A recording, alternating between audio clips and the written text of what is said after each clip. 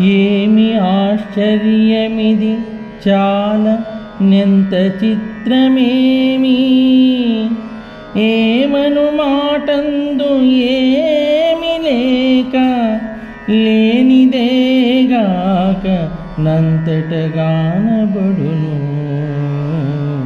కల్పనాతీత యోగాత్మ కేవలాత్మ.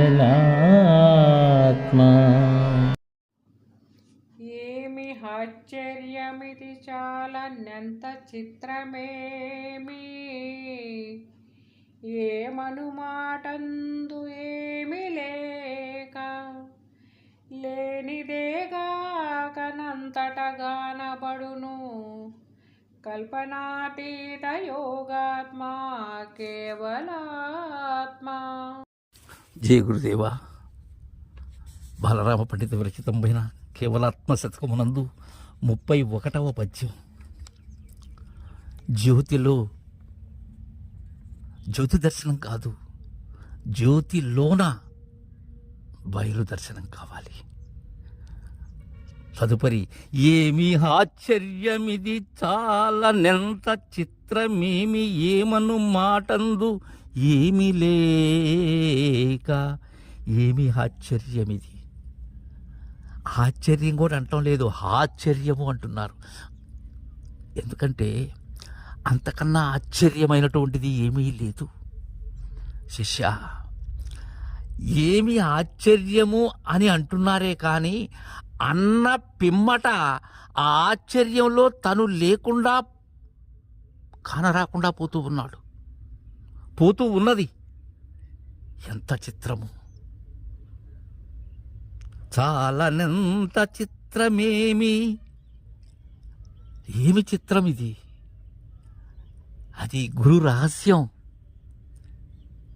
ఎవ్వరు ఎరుగరాని రహస్యం, ఎవ్వరు తనకు తానుగా ఎరుగలేని రహస్యం అది. అందుకే ఏమి ఆశ్చర్యం ఇది. కారణం కనపడుతూ కనపడే దానిలో కనిపిస్తూ ఉన్నది కానరాకపోయేటువంటి ఆశ్చర్యము. తాను ఉండగానే తాను లేని స్థితిని దర్శించిన ఆశ్చర్యమది.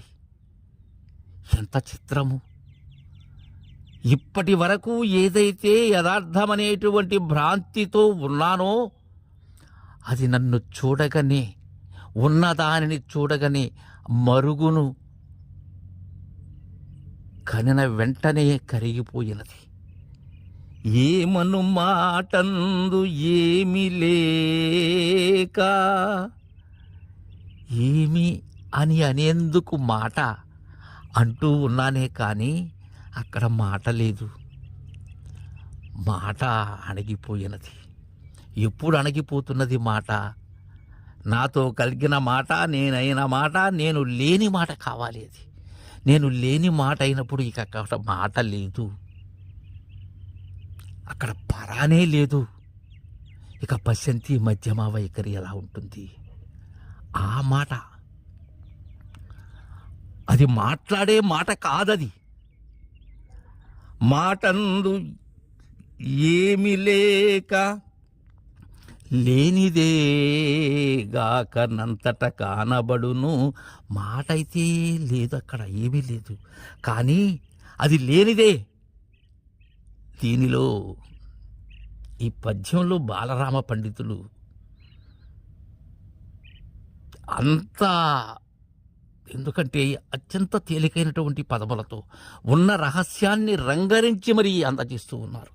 లేనిదేగాక, మాట ఏమీ లేక, లేనిదే ఏమీ లేనిది, లేకనే ఉన్నది.